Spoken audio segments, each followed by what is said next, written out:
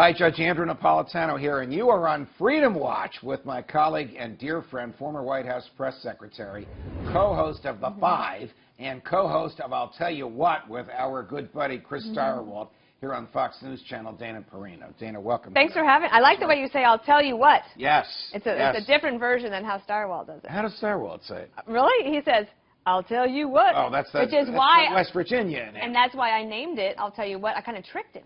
Okay. In Philadelphia. I said, how about we call it I'll Tell You What? And he says, well, okay, sounds good. Then he realized, oh, my gosh, I say that all the time. All right. With Stirewalt or without, on I'll Tell You What or on Outnumbered. I have heard you say something that caught my attention. And I feel this way, except I'm not a woman. You feel adrift as a Republican woman. I feel adrift from this Republican Party. So you start. I do.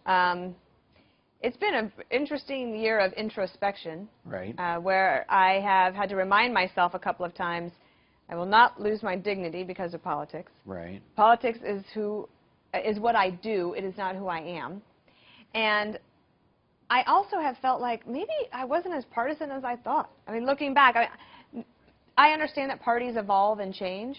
And in fact, many people that I worked with in the Bush 43 White House that had come from Texas, they had grown up as Democrats, and they became Republicans in the 80s under Reagan. Okay, but why are you adrift? I respect all of your principles. You know that, even if we disagree on the ultimate outcome. But why do you feel adrift? Is it because of Donald Trump, his personality, his choice of language, his mode of communication, his partly it, you know, attitude towards your former boss, to be honest with you? Well, there's that. I mean, there's several different things. I would say the number one thing for me is his willingness to use cruelty to hurt other people in order to advance his political goals.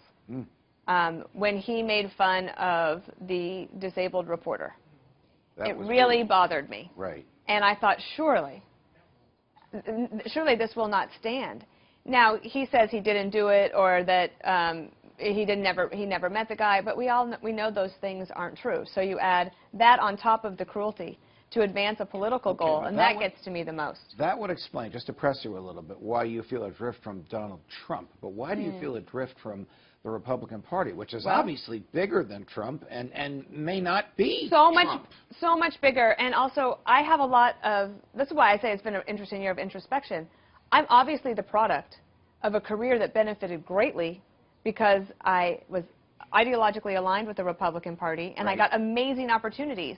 I was the first woman to be, a Republican woman, to be White House press secretary. That's a big deal. Yes, and who helped me get there? George W. Bush, Dick Cheney. You name a whole bunch of guys that worked in the party that helped me. Tony Snow, Attorney General Mukasey. Like, I could name a lot of them that helped me. Over the years, I have spent a lot of time trying to defend the Republican Party and say, there's no war against women. Look at me. I'm a great product of an example of somebody who was given the opportunity to succeed at the highest level of my profession. Right. This, fast forward to the business about accusers of Donald Trump, whether they are telling the truth or not, I feel like they deserve some respect. In 1998, when the Democrats went after Monica Lewinsky, I was a Hill staffer. I was a press secretary for a congressman. Right. Chairman Burton's committee room was just down the hall from me, so I followed it very closely. And I could not believe that the Democrats were going after Monica Lewinsky. Right. He was the president of the United States. She was the intern. Everything I knew about power struggles or sexual harassment was defined right there very clearly. Let me switch gears a little bit. Who do you think the Republican leadership in the Congress would rather work with in the White House, Hillary Clinton or Donald Trump? Well, I think a lot of Republicans are, they call it coming home. This morning I was on Hugh Hewitt's radio show, and I listened to the segment before mine, and it was Speaker Paul Ryan who was on, and he was making a very persuasive case for the reason why the Congress, if the Senate stays Republican, which it could do, if the House stays Republican, which it will, and if Donald Trump takes the presidency, that he was talking about some very good policy decisions that could be made in a very dispassionate way, like setting aside the personal stuff, setting aside the cruelty piece that bothers me. Policy-wise, I think that Paul Ryan thought that they could get a lot done. Lose the women. Jasper. So Jasper, he is a 4.5. Jasper knows I love him. Yes. You know what? Jasper has been a great equalizer. Doesn't matter if you're a Republican or Democrat. Well, he's a 4.5-year-old Hungarian Vizsla. He actually grew up kind of at Fox News on the 5 because I'd show him around, and he became this social media sensation. Greg Gutfeld helped name him as America's dog because I share him too much with everybody. But this really was born out of the first book I wrote, and the good news is the chapter that I had written about dogs and growing up with my Italian immigrant family in Wyoming, had all the dogs. I've talked about. That chapter got taken out of that book, and I was heartbroken about it, but for length, that's what they needed to do.